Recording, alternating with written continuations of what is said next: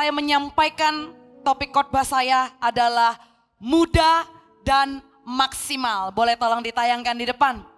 Muda dan maksimal. Sekali lagi muda dan maksimal. Sekali lagi muda dan maksimal. Boleh saya lihat siapa yang kemarin ikut ibadah Mission Night, baik hadir secara langsung maupun live stream di tempat-tempat yang berbeda. Boleh lambaikan tangannya. Wow, berikan tepuk tangan buat Tuhan yang baik. Amin, amin. Dan Anda semua khususnya pasti menangkap isi hati Tuhan untuk gereja Tuhan yang terus bergerak, terus mengabarkan Injil. Untuk itu anak muda, mari ambil bagian sewaktu kita dengar visi yang diberikan 2030 300. Adakah muncul di hatimu sebuah pertanyaan? Tuhan, bagian apa ya yang saya mau berikan untuk 2030 300? Kan 2030 300 ini bukan hanya bagian pendeta aja. Bukan bagian pemimpin-pemimpin saja yang dipilih. Tapi kalau telinga saya mendengar dan kalau saya adalah orang yang sudah diselamatkan dengan harga yang mahal. Kalau saya dipilih Tuhan Yesus untuk menjadi murid, jadi anak Tuhan, masa saya cuman dengar? Masa saya cuman wow dan terpesona sama visi 2030 300? Pasti muncul dong di benak Anda. Saya ini bagiannya apa? Apa yang bisa saya lakukan?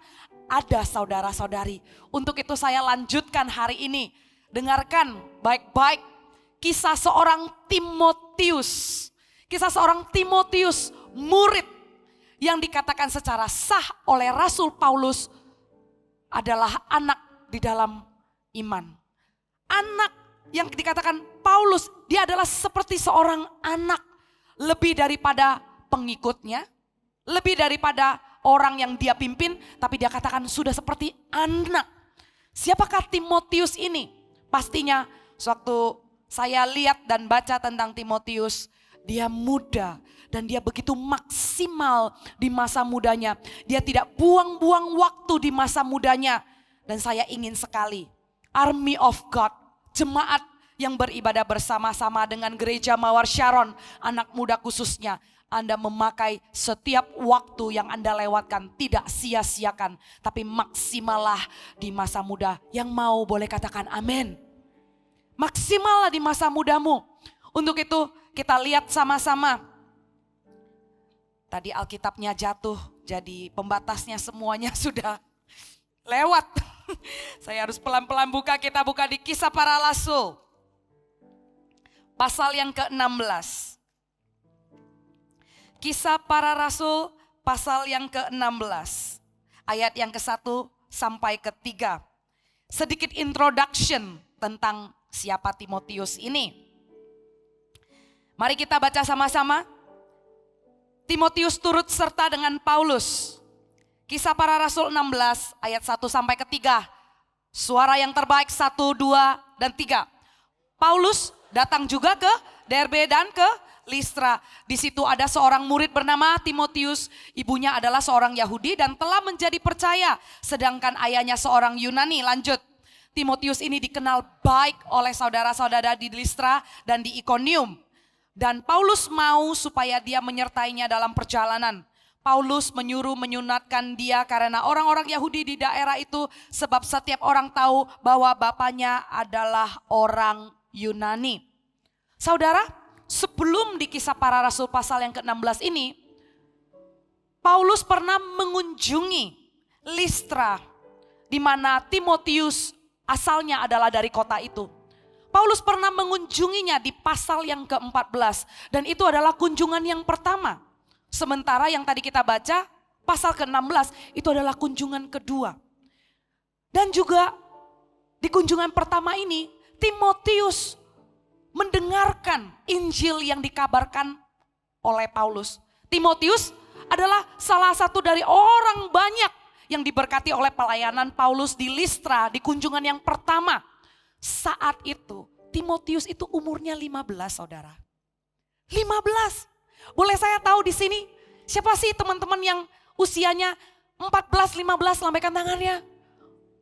Seperti itulah usia Timotius mendengarkan Injil dan terkena dampak api kebangunan rohani yang dibawa oleh Paulus di kunjungannya yang pertama di Listra. Nah, kemudian percayalah Timotius di usia yang ke-15 itu. Dan dia converted. Dia memang separuh orang Yahudi dan separuh orang Yunani. Papanya orang Yunani, mamanya orang Yahudi. Dia kenal dengan hukum Taurat, segala adat istiadatnya orang Yahudi, dia tahu. Tapi sejak Tuhan Yesus datang melayani, yang sepenuhnya Tuhan dan kemudian menjadi manusia datang ke dunia melayani. Dan kemudian mati di atas kayu salib, mengampuni dosa setiap orang yang percaya kepadanya. Pada saat itu Timothy percaya kepada Tuhan Yesus dan menjadi percaya, dan saat itu dia menjadi pengikut Kristus di usianya yang ke-15. Dan berjalanlah waktu, 6 tahun kemudian Paulus datang lagi ke Listra. Jadi kalau Timotius menjadi percaya di usia yang ke-15, tambah 6 tahun, Paulus datang lagi. Waktu itu Timotius umur? Nah, ayo dong semua dong. 15 tahun dia ketemu Paulus pertama kali. 6 tahun kemudian Paulus datang lagi. Timotius umur? 21. Dan pada saat Timotius umur 21, Paulus mengajak Timotius, ayo ikut misi dengan saya. Paulus adalah seorang rasul yang memberitakan Injil, membawa Injil dari kota ke kota, dari bangsa ke bangsa. Dan Paulus melihat Timotius, anak muda yang pada saat itu umurnya 21. Paulus melihat dan Paulus katakan, ayo ikut saya menginjil. Ayo ikut saya di dalam ladang misi ini. Hari ini saya pengen menceritakan kisah seorang Timotius yang masih muda. Bayangkan waktu dia umurnya 15 ya. Dia terima Injil dan dia menjadi orang percaya. Nggak berhenti di sana. Pada saat dia terima Injil itu, dia terus bertumbuh, katakan bertumbuh. Dia terus mau kenal Tuhan. Dia terus lakukan PR-nya sampai 6 tahun kemudian. Waktu Paulus datang kedua kali, dia masih ketemu tuh di sana. Tapi coba bayangkan, kalau Timotius umur 15 yang begitu muda, Anda tahu lah ya kalau umur 15 itu seperti apa? Matang-matang banget ya enggak, dewasa-dewasa banget ya enggak, anak kecil banget ya juga enggak, ya antara-antara lah ya. Tapi ya, waktu dia dengarkan KKR Paulus yang pertama dan dia menjadi percaya, dia itu orangnya enggak cuman berapi-api di awal, dia bukan cuman menggebu-gebu. Setelah dia terima Tuhan dan dia dibaptis dan dia menjadi percaya, dia bukan cuman wow ke gereja, baca Alkitab dan berdoa di awal-awal aja. Terbukti Paulus datang 6 tahun kemudian, Paulus ngelihat orang ini punya potensi. Artinya apa? Dari usia 15 sampai ke 21, Timotius itu jadi anak muda yang setia dan terus berapi-api. Saudara, Anda mungkin secara usia nggak bisa dibilang terlalu dewasa, nggak bisa dibilang anak kecil juga. Tapi janganlah di usia ini seperti dunia katakan, dia masih 15, belum tahu lah besoknya gimana. Itu kata dunia. Tapi kalau kita sudah ditebus oleh Tuhan Yesus dan kita diajarkan seperti ini di gereja, bukankah sebuah berkat anugerah Tuhan? Anda bisa duduk dan makan firman Tuhan dan Tuhan memberikan ajaran-ajarannya untuk kamu terus jadi dewasa. Bukankah itu sebuah berkat? Untuk itu, jadi anak muda. Jangan menjadi anak muda yang tidak merencanakan pertumbuhanmu. Tidak menginginkan pertumbuhanmu. Kamu hanya ikutin the flow, ya lihatlah. Atau kamu bilang, gue orangnya memang kayak begini. Bawaan, ini turunan dari mana gitu. Saya ini pemarah, saya ini emosional. Saya ini memang tidak menggebu-gebu seperti dia. Kak Mek berharap Anda yang usia-usianya seperti Timotius pertama kali percaya, merencanakan pertumbuhanmu. Katakan merencanakan. Dengan sengaja kamu itu ambil komitmen. Kamu katakan, aku kalau ikut Tuhan, aku kalau percaya Tuhan, aku kalau sudah bergereja, aku kalau sudah ada di army of God, aku gak mau cuman habis-habiskan waktu. Amin.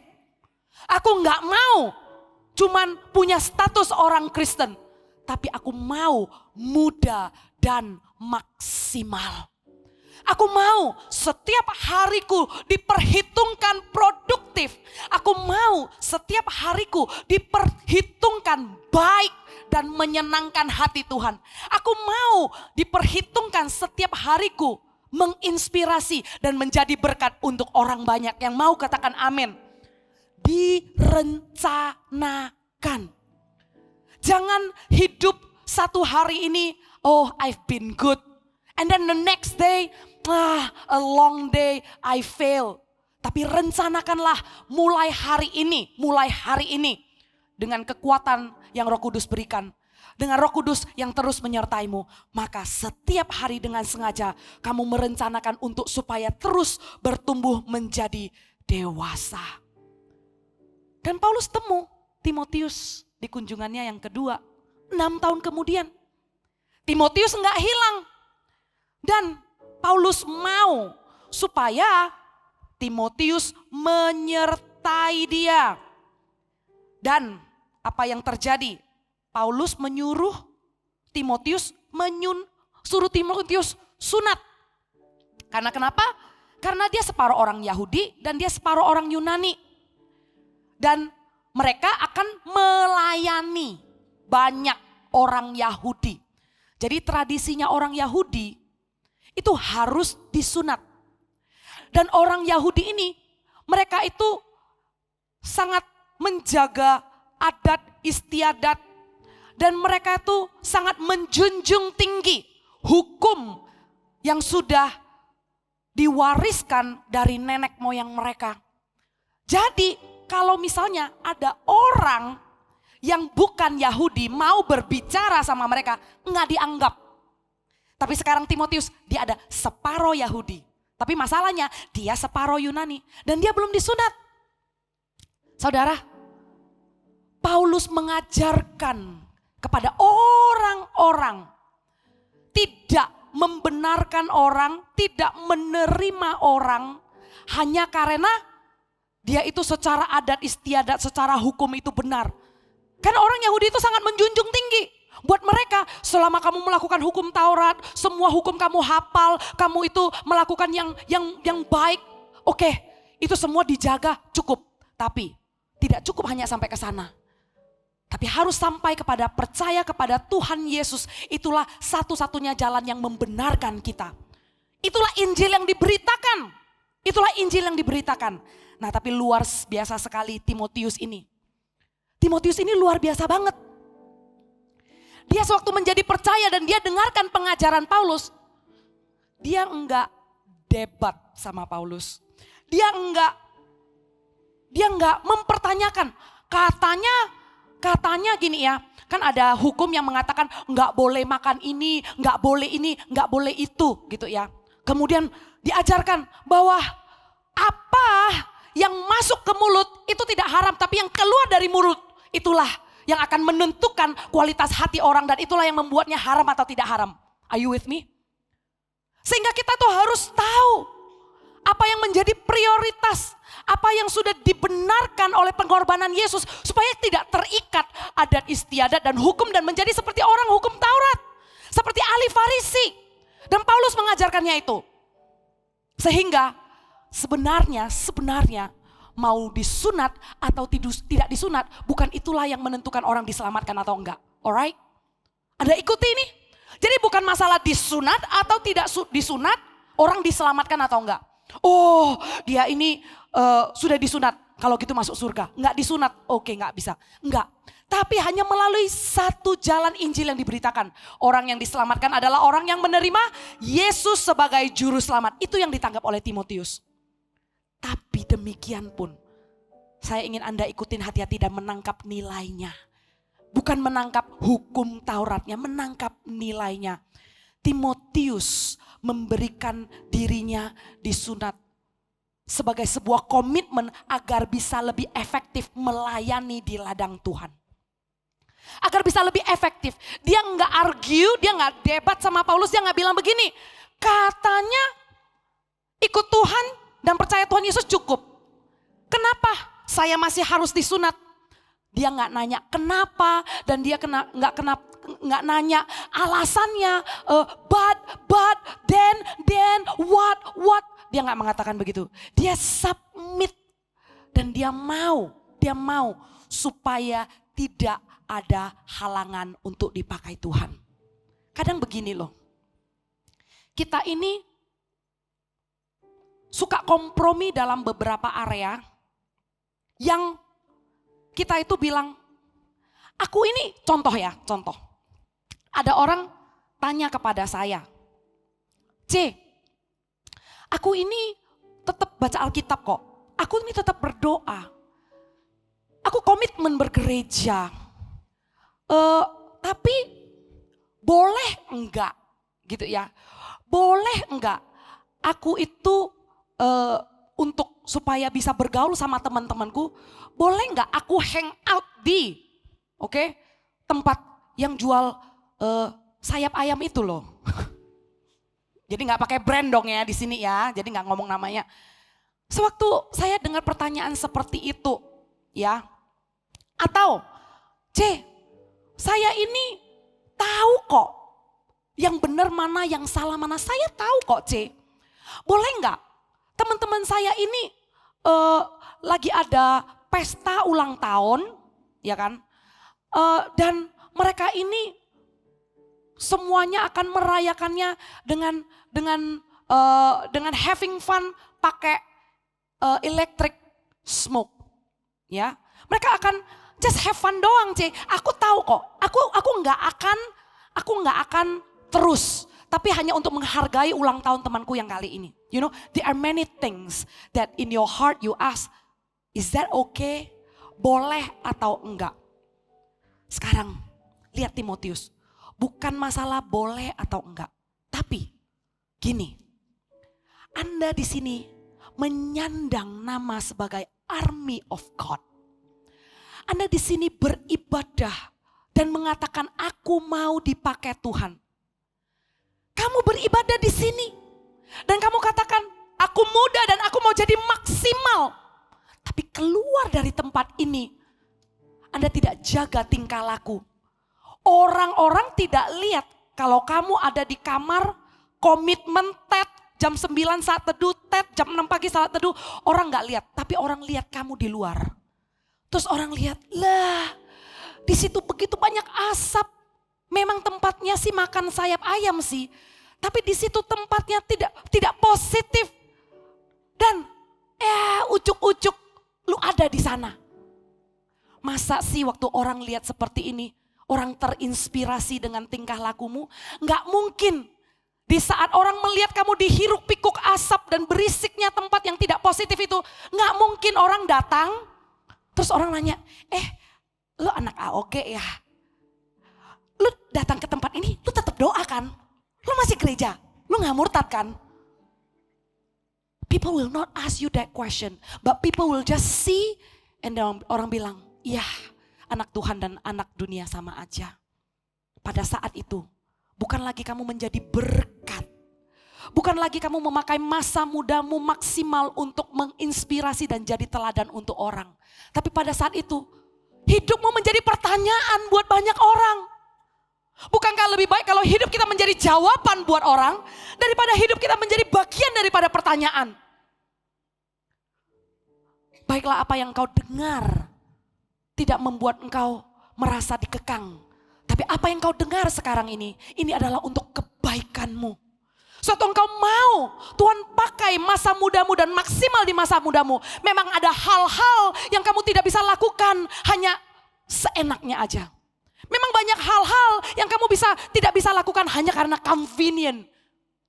You have to do it because you know itu akan menjadi halangan orang-orang datang ke Tuhan. Itu akan jadi halangan untuk orang-orang melihat adanya Tuhan dalam hidupmu. Berhati-hatilah army of God. Bagaimana engkau menempatkan dirimu. Bagaimana engkau menjadi teladan. Bagaimana engkau berbicara. Itu akan menentukan di masa mudamu ini. Apakah engkau maksimal mengizinkan orang lain lihat adanya Tuhan dalam hidupmu.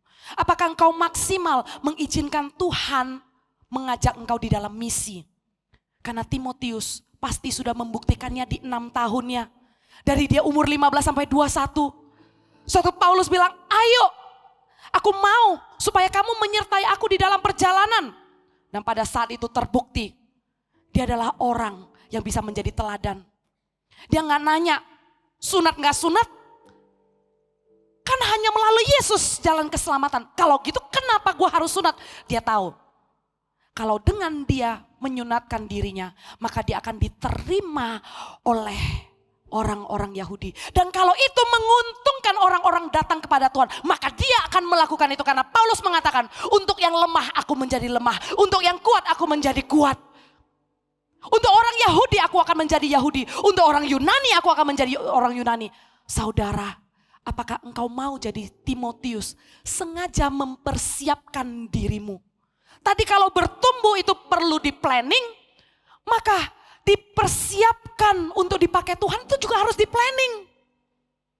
Sengaja mempersiapkan diri kita dipakai Tuhan. Karena waktu dipakai Tuhan bukan cuma pas pengangkatan CGL. Dipakai Tuhan bukan cuma pas pelayanan. Tapi kesempatan dipakai Tuhan sering sekali mampir dan datang di hidupmu sehari-hari. Bukan lewat altar call, tapi lewat kesempatan. Tuhan kasih kesempatan. Lewat kamu ambil keputusan, iya apa enggak. Lakukan atau jangan. Begini atau begitu. Itulah saatnya kamu sengaja mempersiapkan dirimu menjadi contoh dan teladan. Bukan malah menjadi batu sandungan. Amin. Sehingga setiap orang tahu, setiap orang ini tahu di kota Listra, kalau papanya itu adalah Yunani. Tapi mamanya adalah Yahudi. Dengan dia melangkah pertama-tama di dalam ketaatan. Dan dia submit, dia komit sama Tuhan. Lihat apa yang terjadi seterusnya. Dia menjadi seorang young pastor. Dia menjadi seorang pastor yang begitu muda. Yang Tuhan terus bawa di dalam perjalanan Paulus. Di Korintus, di Efesus. Sampai pada akhirnya ditemukan bahwa Timotius menggembalakan 60.000 jemaat di Efesus. Itu karena kenapa? Dia jaga dirinya. Dan dia terus persiapkan dirinya. Supaya tidak ada halangan bagi Injil Tuhan diberitakan. Saudara, di masa mudamu, kamu bisa sekolah, kamu bisa kuliah, lakukan apapun itu dengan hati-hati. Lakukan itu seolah-olah setiap waktu selalu ada ekor mata yang sedang check you out. Yang sedang melihat dirimu. Waktu kami katakan ini, bukan berarti setelah ini kita semua pencitraan ya. Kemana-mana itu parno, ada yang lihat gak? Ada yang lihat gak? Kemana-mana itu selalu gerak-geriknya itu wow, very gracious like angels, you know. Like jalan di food court itu, God bless you, God bless you, God bless you. Tapi jagalah dengan segala kemurnian hatimu yang tidak dibuat-buat. Jagalah dengan apa adanya, jadi berkat, jangan jadi batu sandungan. Katakan sama temannya kanan kiri, jangan jadi batu sandungan. Dan setelah Paulus memanggil Timotius untuk ayo ikut saya melayani. Ikut dalam perjalanan. Akhirnya ikutlah Timotius melayani. Dan pasti ada waktunya waktu Anda melayani dari awal. Di dalam pelayanan pun bertumbuh. Di dalam pelayanan pun jadi dewasa. Di dalam pelayanan ada konflik, ada tantangan, ada kesulitan-kesulitan. Anda gak boleh menyerah Sewaktu Anda mau bertumbuh dan ketemu tantangan kesulitan. Sewaktu Anda bergereja dan ber-CG. Sewaktu Anda mulai pelayanan. Ketemu tantangan, apakah tantangan itu muncul dari orang yang ada di dalam. Atau tantangan itu muncul dari dalam hidup. Jangan menyerah. Terus lakukan dengan setia. Tanpa Anda mau melalui proses itu, gimana bisa bertumbuh? Tanpa Anda melalui proses diasah di dalam kesulitan, gimana bisa jadi dewasa? Timotius terus melakukan pelayanan bersama dengan Petrus. Dan tercatat loh, sewaktu Paulus melihat potensinya, Paulus meminta Timotius untuk take care problems di Korintus. Ya, itu adalah PR pertama. Timotius, ada masalah di gereja Korintus. Diutuslah Timotius ke Korintus. Dan saudara tahu apa yang terjadi?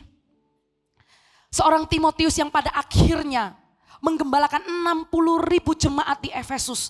Itu punya sejarah kegagalan juga. Bukan berarti waktu Paulus, seorang Rasul Paulus, come on. Seorang Rasul Paulus pilih seorang, wow. Itu ibaratnya tiba-tiba suatu hari Pastor Philip berkhotbah di sini. Dan Pastor Philip tunjuk kamu nanti untuk kota di Irian Jaya gimana? Wah, ini udah deg-degan dia. Liatin saya juga. Nah, lihat ke samping. Nah, itu kamu. Misalnya gitu ya, ditunjuk gitu. Tuhan akan pakai kamu untuk kebangunan rohani di Irian gitu ya. Wow. Pada saat itu Timotius ditunjuk sama Paulus. Ikut saya melayani. Gimana rasanya? Rasanya, wah, pasti Tuhan mau pakai saya secara luar biasa. Wow, pasti nanti pelayanan saya ini akan begini, ya kan? Karena orang yang nunjuk saya itu pasti berdoa dong. Ya, orang yang nunjuk saya itu juga dekat sama Tuhan. Nah, waktu ditunjuk Rasul Paulus, wow, Timotius ini pasti merasa this is a good sign. Tapi apa yang terjadi? Pelayanan dia yang pertama, dia ke Korintus, case yang harus dia selesaikan. Case dan masalah-masalah di Korintus. Dia tidak menyelesaikannya dengan baik, saudara-saudara. PR pertama yang diberikan oleh Rasul Paulus untuk dia take care di Korintus. Itu tidak take care dengan baik. Itu tidak diselesaikan dengan baik. Tapi begitupun Timotius ini konsisten dan komitmen. Itu loh. Konsisten dan komitmen. Katakan konsisten. Katakan komitmen. Terlihat kualitas seorang Timotius. Dari dia pertama percaya, bertobat, dibaptis. Sampai dia dipilih dalam pelayanan. Sampai dia ikut Paulus pelayanan. Dia itu orangnya itu komitmen, konsisten. Dia gak ikut Tuhan hanya karena pas enak doang. Dia gak pelayanan kalau hanya berhasil aja. Tapi dalam kegagalan pun dia terus melayani. Dan Paulus seorang pemimpin yang luar biasa. Walaupun PR-nya tidak diselesaikan dengan gilang gemilang di Korintus. Paulus tetap memberikan kepercayaan. Kepercayaan yang kedua datang. Paulus bilang sama Timotius, kali ini saya tinggal kamu di Efesus. Saya tinggal kamu di Efesus. Kadang di dalam pelayanan Anda dikasih briefing atau dikasih cara-cara pelayanan, misalnya di Espro gitu ya. Awal-awal tuh ditemani, caranya begini, sebelum ibadah tuh begini. Nah itu Espro ya. Kalau Espro, Anda lihat baju yang hitam-hitam itu Espro. Mereka itu ngaturin rundown, terus mereka ini juga ngaturin yang segala berhubungan dengan stage. Kalian lihat gak orang yang tadi angkat panggung ini gitu loh. Ya, terus saya ada yang angkat panggung sampai, oh mimbar, panggung diangkat, wah. Ya, yang angkat mimbar ini ya, belajar semua, didampingi. Kalian tahu, sebelum dia angkat mimbar, itu dari sana tuh ada pemimpin yang bilang, angkat sekarang, angkat, oi gitu ya. Enggak, bahasanya tuh sangat baik kok. Angkat please, kok belum diangkat, angkat dong sekarang gitu ya. Itu Espro, oke? Nah, orang yang angkat mimbar itu tunggu instruksi, terus kemudian angkat. Masa sih Dia itu sampai 2 tahun kemudian, 3 tahun kemudian, 15 tahun kemudian nunggu instruksi terus. Dan dia jadi orang yang angkat. Kan enggak dong. Di dalam pelayanan ada saatnya itu ditinggal. Artinya tidak selalu ditemani karena pasti sudah bisa dan sudah jadi dewasa. Ada saatnya dia nggak nunggu instruksi lagi, tapi dia jadi orang yang di sebelah sana yang kasih instruksi. Ada saatnya dia ditemani, ada saatnya dia nggak ditemani, dia yang harus jalani. Army of God, let me ask you right now. Sudah berapa lama kalian ikut Tuhan? Apakah kalian masih jadi bayi-bayi dan anak-anak rohani yang tidak memikirkan, gue tuh bertumbuh sampai mana sih? Sampai sekarang gue masih cengeng dan manja nggak? Gue masih harus terus dipantau sama pemimpin rohani gue nggak? Gue masih on and off nggak kalau ibadah? Gue kalau ke CG itu masih harus diteleponin nggak? Gue ini masih harus diabsensi nggak? Kadang gue mau datang ke ibadah atau datang ke CG aja gue suka bingung. Ke pesta atau ibadah ya, ke CG atau nonton ya gitu ya. Saudara, kalau Anda berlama-lama di dalam dilema itu, maka Anda akan jadi kerdil secara rohani. Maukah Anda jadi kerdil secara rohani? Maukah Anda jadi anak muda yang muda dan tidak efektif? Kan judulnya bukan itu hari ini. Judulnya kan muda dan maksimal. Untuk itu, coba kita evaluasi diri dong hari ini. Coba kita pikir dong. Saya percaya Tuhan sih udah 2 tahun yang lalu ya. Tapi sampai hari ini ya, saya kok belum lihat progres saya komitmen sama Tuhan. Kok sampai hari ini saya belum melihat ya konsisten saya untuk bertumbuh. Bertumbuh itu continuously loh. Bertumbuh itu bukan cuman jebret, terima Tuhan, dibaptis, selesai jadi orang Kristen. Bertumbuh itu continuously. Bertumbuh itu progress. Bertumbuh itu lagi on the way to something. Dan Timotius terus bertumbuh. Dia ditinggal Paulus di Efesus. Orang yang sudah percaya Tuhan. Ada saatnya kamu dipimpin di CG. Ada saatnya kamu di follow up saat teduhmu. Ada saatnya kamu itu didoakan. Tapi ada saatnya Army of God team, kamu yang pimpin. Kamu yang doakan orang. Kamu yang nungguin orang lain, kamu gak ditunggu lagi. Kamu yang nemenin orang lain, kamu gak ditemani lagi. Kamu yang jemput orang lain, kamu gak dijemput lagi. Kamu ditinggal sendirian. Nah pertanyaannya, ayo sekarang kalian bisa gak dipercaya dan ditinggal sendirian? Kalian bisa gak punya kerohanian yang kuat?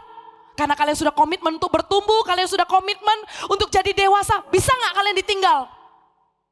Jawabannya, bisa apa enggak? Saya pengen dengar nih. Bisa gak Army of God kalian ini ditinggal dan bertumbuh? Bisa gak? Bisa. Berikan tepuk tangan untuk Tuhan. Sudah saatnya. Kalian gak nunggu koko-koko dan cece-cece dari youth. Untuk jadi coach atau CGL. Kalian udah saatnya gak nunggu-nunggu lagi. Pendoa-pendoa.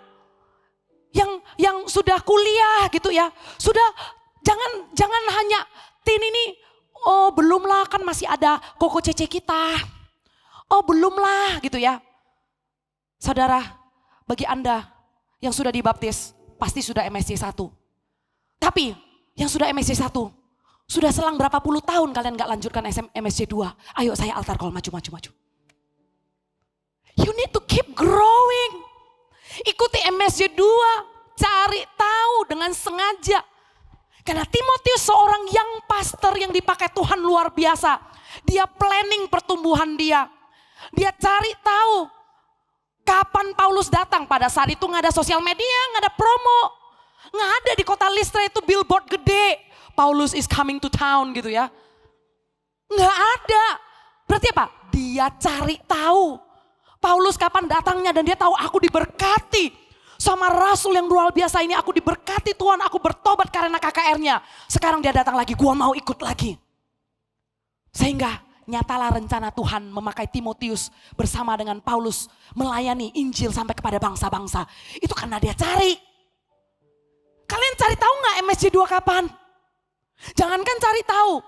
Waktu diumumkan, kebiasaan yang harus dipatahkan dengan doa dan puasa adalah tidak perhatikan. Habis diumumkan, nanya lagi. Kapan?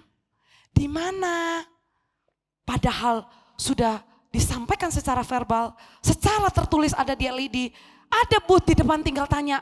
Tetap ada kebiasaan tidak mau inisiatif dan tidak mau perhatikan. Bilang sama temannya, lu gak boleh gitu ya.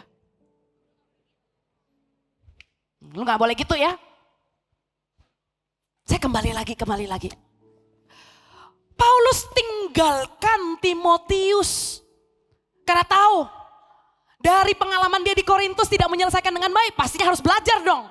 Nah gitu. Jangan baper kalau misalnya merasa pekerjaan Anda tidak lebih baik daripada orang lain. Di pelayanan juga. Jangan merasa gue junior, senior. Gue gak berani ngapa-ngapain lah. Melangkahlah. Karena lu gak pernah tahu. Kapasitasmu tuh sebesar apa kalau kamu tidak mencoba. Jangan halang-halangin dirimu. Jangan ukur-ukur kerohanian orang lain hanya dengan asumsi. Alah, gue pelayanan gak usah lah. Kayaknya gue tuh beda banget. Gue tuh gak terlalu serius. Gue tuh bukan deh. Jangan asumsi. Tuhan pakai siapa saja yang mau. Don't let your weakness and your inability become hindrance of your availability. Jangan jadikan kelemahanmu, jangan jadikan ketidakmampuanmu sebuah halangan untuk ketersediaanmu. Everyone punya apa? Punya waktu. Everyone kekuatannya itu apa? Available. Tapi apa yang membunuh ketersediaanmu? Apa yang membunuh your availability? It's the thought. Adalah pikiranmu yang mengatakan aku tidak mampu, aku gak bisa, bukan aku. That kills everything. Hanya perlu mengatakan aku mau, aku bersedia dan aku berikan waktuku. Aku mau, aku bersedia, aku berikan waktuku. Maka lihatlah bahwa Tuhan akan memakai segala kekuranganmu plus kelebihanmu untuk membangun 2030 300 gereja yang kuat. Haleluya. Saya semangat. Saya bagikan visi ini dengan gairah tanpa melihat kalian muda. Saya membagikan visi ini dan saya percaya Tuhan menjadikan kalian bagian dari every single church that's God gonna build. I don't see you young. I don't see you as teenagers. I see you as God chosen people. Saya gak ngelihat kalian muda. Saya gak ngelihat kalian remaja atau anak SMP, anak SMA. Tapi saya melihat kalian sebagai orang yang dipilih Tuhan dari masa muda. Saya taburkan firman ini agar Anda tahu betapa seriusnya Tuhan mau memakai hidupmu maksimal sejak masa muda. Paulus kembali lagi ke sana. Leave Timothy alone, sendiri. Dan kemudian Timotius pelayanan tanpa Paulus. Timotius pelayanan tanpa Paulus, oke? Dan Paulus tulis surat kasih nasihat. Karena mereka sudah terpisah, Timotius diberi kepercayaan, dia melayani sebagai seorang anak muda, mengabarkan Injil, dan dia dapat surat dari Paulus. Kita buka sama-sama di 1 Timotius pasal yang keempat. Setelah ini kalau kalian gak kemana-mana, ayo makan sekenyang-kenyangnya di rumah Tuhan. Karena di youth, nanti Kak Max sampaikan firman yang berbeda. Di teen ini saya sampaikan 2 ayat, 1 Timotius pasal yang keempat, ayat yang ke-8, ke-9, dan ke-10, 3 ayat. Nanti di youth saya lanjutkan 11 sampai ke-16. Ini khotbahnya baru mulai. Ya, bilangin sama temennya ini baru mulai nih. Oke, kita baca sama-sama ya. 1 Timotius pasal yang keempat. Ayat yang ke-8, 9, dan 10. Mari kita baca sama-sama firman Tuhan dengan antusias. 1, 2, dan 3. Latihan badani terbatas gunanya. Tetapi ibadah itu berguna dalam segala hal. Karena mengandung janji. Baik untuk hidup ini maupun untuk hidup yang akan datang. Perkataan ini benar dan patut diterima sepenuhnya. 10. Itulah sebabnya kita berjeripaya dan berjuang. Karena kita menaruh pengharapan kita kepada Allah yang hidup, juru selamat semua manusia, terutama mereka yang percaya. Saudara, latihan badani itu ada batasnya. Tapi latihan, oke? Tetapi ibadah di terjemahan NLT dikatakan begini, saya buka ya. Physical training is good, but training for godliness is much better, promising benefits in this life and in the life to come. Katakan physical training. Katakan godliness. Katakan physical training. Katakan godliness. Kita sebagai anak Tuhan yang diutus di tengah-tengah sekolah kita, pergaulan kita. Kita masih ada di tempat yang di luar gereja. Kita enggak 24 jam ada di gereja. Kita akan ketemu orang-orang, saudara. Kalau orang terhadap badan aja itu dijaga dengan baik-baik, kesehatannya, penampilannya, di mana semua itu bisa sakit, bisa tua, bisa terluka dan bisa busuk. Yang tidak ada nilainya sampai kekekalan. Tapi ada satu hal yang sering sekali kita lupa. Ini nasihat Paulus kepada Timotius yang pelayanan. Dan pelayanannya berhasil, pelayanannya memberkati orang lain. Inilah nasihat seorang Rasul Paulus kepada Timothy. Dan saya pakai nasihat ini untuk anak-anak rohani saya, Army of God. Janganlah kita ini latihan dan mengumpulkan semua harta, semua pengetahuan hanya untuk kebutuhan fisik kita. Fisik itu bukan berbicara badan aja, tapi berbicara kebutuhan kita. Berbicara tentang pencapaian kita, achievement. Berbicara tentang apa ya, fisik.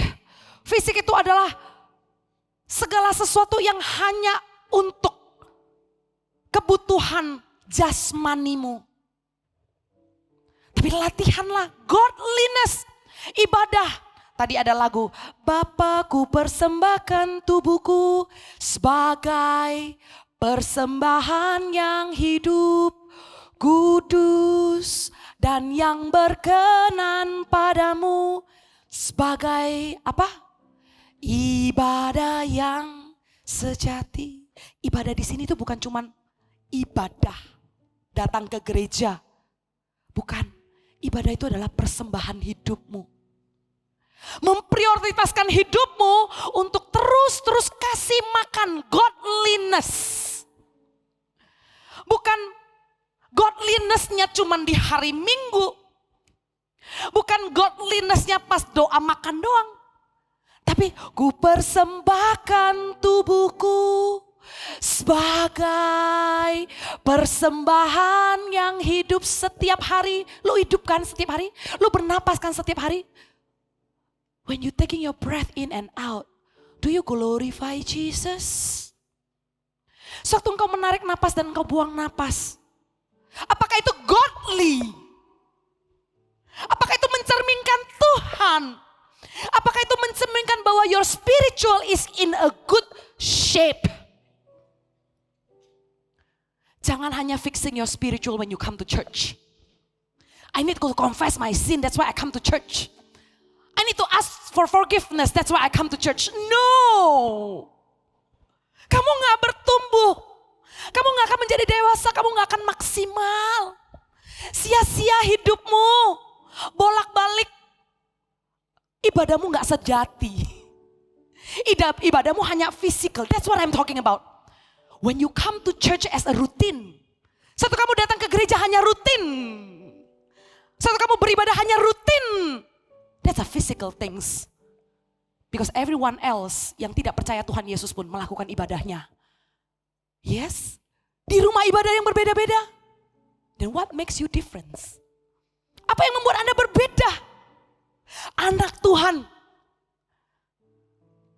Latihanlah beribadah sebagai persembahan hidupmu. Bukan ibadah yang hanya fisik saja. Supaya kita sendiri ditemukan setiap hari adalah orang-orang yang maksimal. adalah orang-orang yang godliness. Karena kenapa? Ibadah yang sejati. This godliness have benefits in this life and the life to come. Ada janji, ada mengandung janji baik untuk hidup ini maupun hidup yang akan datang. Suatu Anda mempersembahkan hidupmu sebagai ibadah kepada Tuhan. When you live godliness and when you take care your spiritual in a good shape, itu kekal. Nothing can bring you down. Seriously. Lu mau latihan badani? You wanna try to look good physically? Coba detik di mana kamu berhenti exercise, kamu berhenti ke gym, otot kamu hilang. Coba kamu bangun makanan sehat. Detik di mana kamu berhenti makan sehat dan kamu ngawur makannya, kesehatan itu, penyakit itu akan mulai datang menyerang. Semuanya di dunia ini hanya sia-sia. Jangan latihan badani. Apa yang kamu kejar anak muda? Kamu kejar pengakuan teman-teman? Kamu kejar supaya dipuji teman? Kamu kejar supaya kamu diakui kelebihanmu? Semuanya itu sia-sia. Karena you know what? Only God's promise that you got in your spiritual life. Hanya janji Tuhan. Janji Tuhan yang kamu dapat di dalam kehidupan rohanimu. Itulah yang akan memberikan kamu mahkota sampai kekekalan. Tidak akan lekang oleh waktu dan tidak akan pernah berkarat dan tidak pernah akan sia-sia. Amin. Amin. Jangan kejar yang salah ya. Dan jangan ibadah yang sia-sia. Tapi persembahkanlah tubuhmu. Nah pertanyaannya nih. Saya hampir selesai. Udah minus juga. I'm almost done. I hope so. Pertanyaannya nih. Waktu saya bilang mengandung janji. It benefit the promise in this life and in the future life. Maybe you ask me, how come I don't know God's promise? Ada yang mau tanya? Kok saya gak tahu ya God's promise itu apa ya? Terus ada yang nanya, gimana ya supaya saya tahu God's promise? Caranya dengar gimana? Caranya dapat gimana? Kok dengar kesaksian orang kalau di CG itu ya, oh gue waktu berdoa gue dapat janji Tuhan. Waktu gue berdoa Tuhan berbicara. Kok selama ini antara gue yang budak atau gimana ya? Guys, satu hal yang menjadi jawaban bagi pertanyaan ini. Tuhan berbicara kepada semua orang. Tuhan berbicara kepada anak-anaknya. Tuhan tidak hanya berbicara kepada saya, kepada Kak Mayo, kepada Kak Titi, Kak Meiti, Kak Jimmy, pemimpin-pemimpin, pendeta. No. Tuhan berbicara kepada setiap Anda. Caranya aja berbeda-beda. Dan cara yang paling gampang dan pasti Tuhan berbicara. Karena itu adalah suara Tuhan. Karena itu adalah surat cinta Tuhan. Adalah melalui baca Alkitab. Tuhan berbicara. Kalau ada orang bilang, saya gak pernah dapat janji Tuhan. Di sini, semua janji Tuhan ada di sini. Antara engkau mau terima dan engkau mau percaya enggak. Engkau mau katakan itu untuk kamu atau enggak. Jangan tunggu sampai ada suara yang berkatakan, Samuel, Samuel. Kadang ya, audible seperti itu aja. Samuel yang kecil itu tahu ya ceritanya ya. Dipanggil sekali dua kali dia gak tahu loh itu Tuhan. Kadang kita ini suka muluk-muluk dan mikir, wah kalau Tuhan berbicara janjinya, gue pasti akan jaga hidup gue baik-baik. Kadang ya malaikat pakai trompet sampai gendang itu kalau bisa pecah-pecah kita aja gak denger loh. Samuel dipanggil sekali dua kali dia gak tahu itu Tuhan. Sampai harus dikasih tahu lewat Bapak Imam Eli. Itu Tuhan. Nanti kalau dipanggil lagi lu jawab ya Tuhan hambamu mendengar. Sih cara Tuhan berbicara itu macam-macam. Tapi kembalilah dari baca Alkitab. Dan Samuel itu akhirnya tahu kalau Tuhan berbicara lewat pemimpin rohaninya. Kasih tahu itu Tuhan yang panggil. Guys, Tuhan itu berbicara lewat pemimpin rohanimu. Kalau pemimpin rohanimu bilang jangan TTM. Kamu itu belum waktunya pacaran. Kamu itu udah terlalu dekat. Sampai di Instagram kelihatan terus. Mepet terus sama orang itu. Enggak kok, gua enggak kok. Orang lain aja udah bilang itu. Iya lu malah ngotot bilang itu enggak. Nah batu sandungan nih ya. Saudara, Ini lagi ngomong apa ya? Saya tiba-tiba hilang gara-gara ngomong itu. Lagi ngomongin apa ini?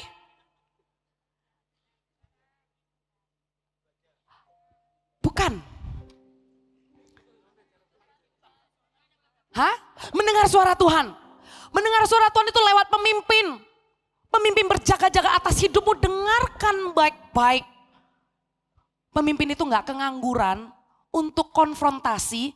Karena orang yang kalau dikonfrontasi itu akan bawaannya lebih gak suka. Masa ada orang sih yang mau gak disukai?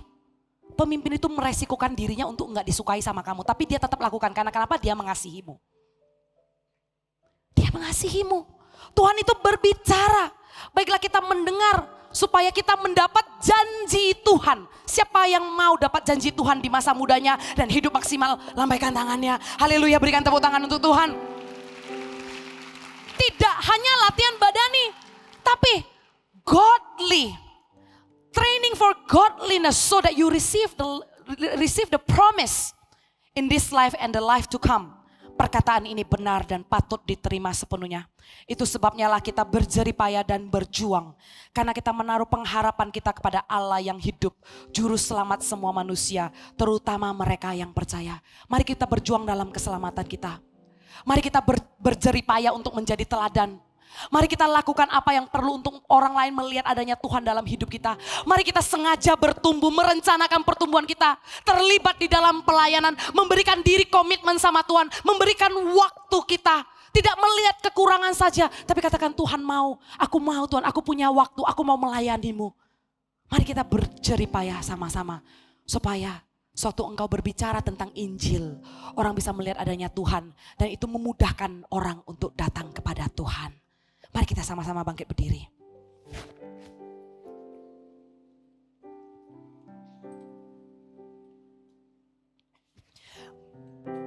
Tuhan Yesus, terima kasih. Ini saatnya firman-Mu bekerja di hati setiap masing-masing kami. How is your spiritual life? Is your spiritual life in good shape?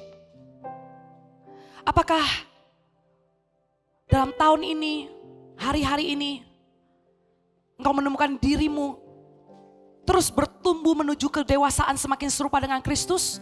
Atau ternyata kamu hanya latihan badani, kamu tidak lagi bertumbuh, kamu tidak lagi mengejar pengenalan akan Tuhan.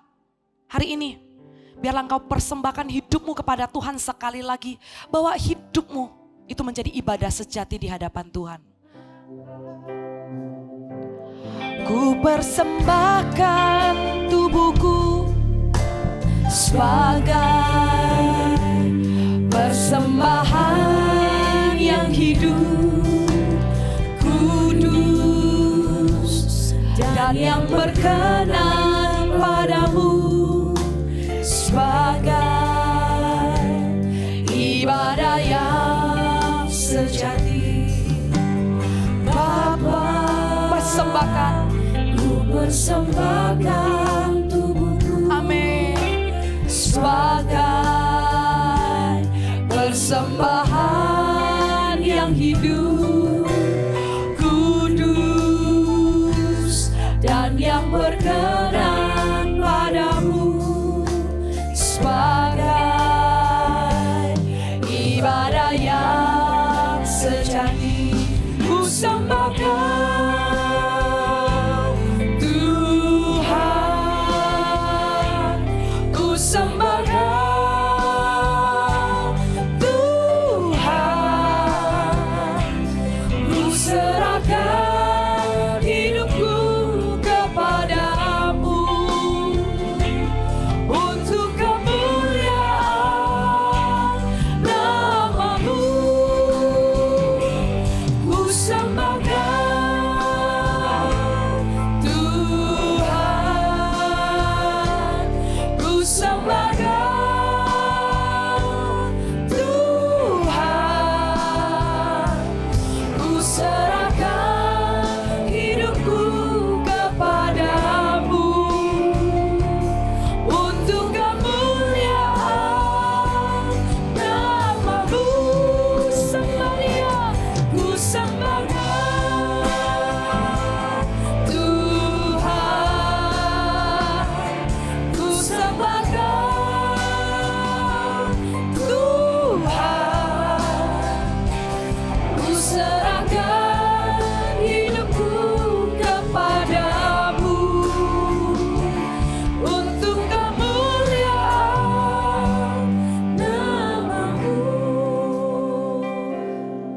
Seperti waktu Paulus menemukan Timotius di masa mudanya, hari ini banyak sekali Timotius di tempat ini. Saya mau tantang buat anak-anak Army of God Teen untuk sengaja memberi dirinya dan memplanningkan dirinya untuk bertumbuh secara godliness, memplanning sengaja untuk menjadi lebih dewasa di dalam Tuhan. Dan tantangan ini saya berikan, dan responilah dengan hatimu yang kau persembahkan kepada Tuhan. Responilah bukan dalam hanya bentuk menerima tantangan ini saja semata-mata, tapi responilah sebagai sebuah persembahan hidupmu kepada Tuhan.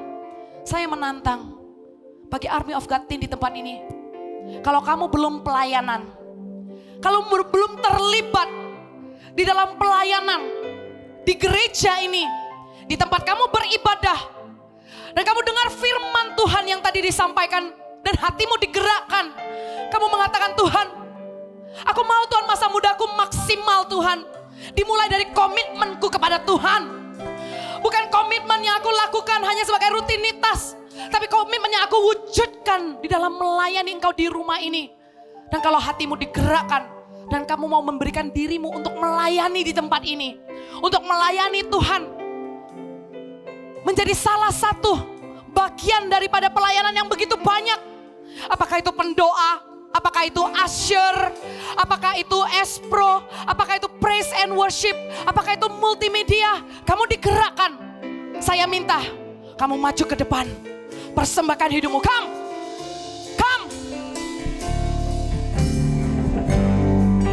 Kami mau persembahkan hidup kami di hadapan-Mu Tuhan. Di rumah ini, dimulai dari rumah ini. Bapa, ku persembahkan tubuhku sebagai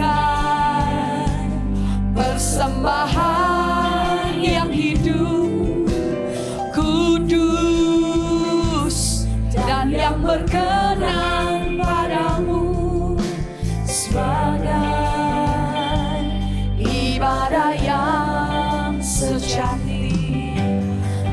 Tuhan mencari orang yang mau, bukan mencari orang yang bisa, bukan mencari orang yang punya skill, tapi orang yang mengatakan, yang aku ada adalah hati.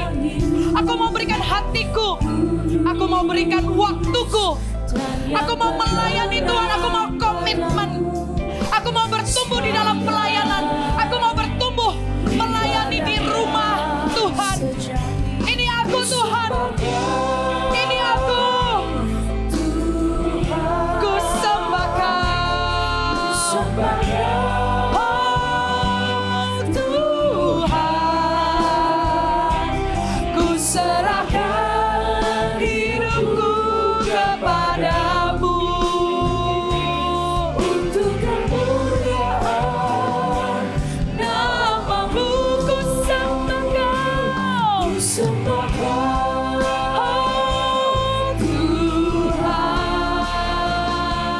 ku sembahkan, Tuhan,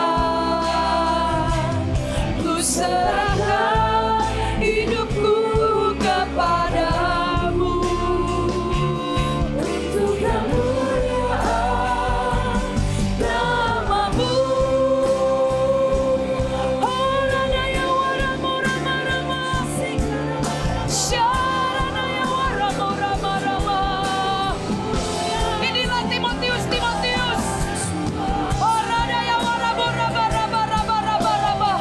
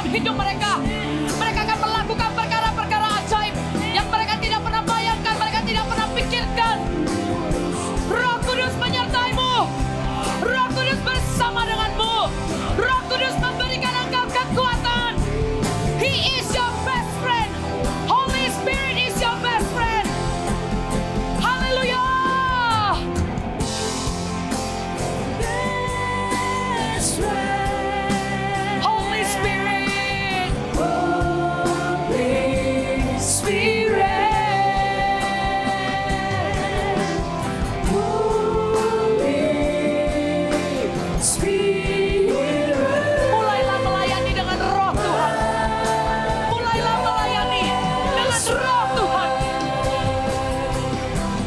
My best friend.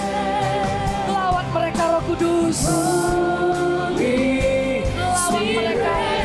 Holy Spirit. Touch them right now. Spirit. Touch them right now. Holy Spirit. Best friend. My best friend. Holy Spirit. Holy Spirit. Holy Spirit. My best friend. Holy Spirit. My best friend. Holy Spirit,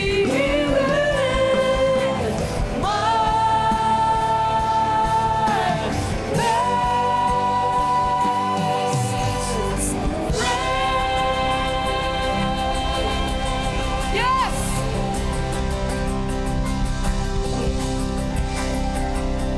Saya minta teman-teman yang ada di depan setelah doa berkat bisa langsung ke sebelah sana. Duduki kursi-kursi di sana. Akan ada Cece dan Koko, ada pemimpin rohani yang akan membriefing kalian yang rindu melayani. Jadi nanti setelah amin bisa langsung ke sebelah kiri saya. Ke sebelah sana dan langsung duduk ya, dan langsung duduk. Akan ada briefing dan akan ada instruksi buat kalian bisa mulai pelayanan. Berikan tepuk tangan untuk Tuhan. Haleluya. Angkatlah kedua tanganmu. Terima kasih sejak masa muda kami. Tuhan melihat potensi di dalam setiap anak-anak muda. Di dalam diri Timotius yang ada di rumah ini. Tuhan, materaikan firman yang telah disampaikan. Biarlah firman ini terus bertumbuh dalam hidup mereka. Dan membawa mereka semakin hari semakin memiliki karakter Kristus. Semakin menjadi teladan. Semakin menjadi inspirasi dan menjadi berkat untuk orang banyak. Maka percayalah, hai engkau umat pilihan Tuhan. Karena engkau dipanggil untuk terus naik dan tidak pernah turun. Untuk menjadi kepala dan bukan menjadi ekor. Diberkatilah engkau, hai anak muda. Damai sejahtera, sukacita dan kasih Allah yang melimpah-limpah menyertaimu dari sekarang sampai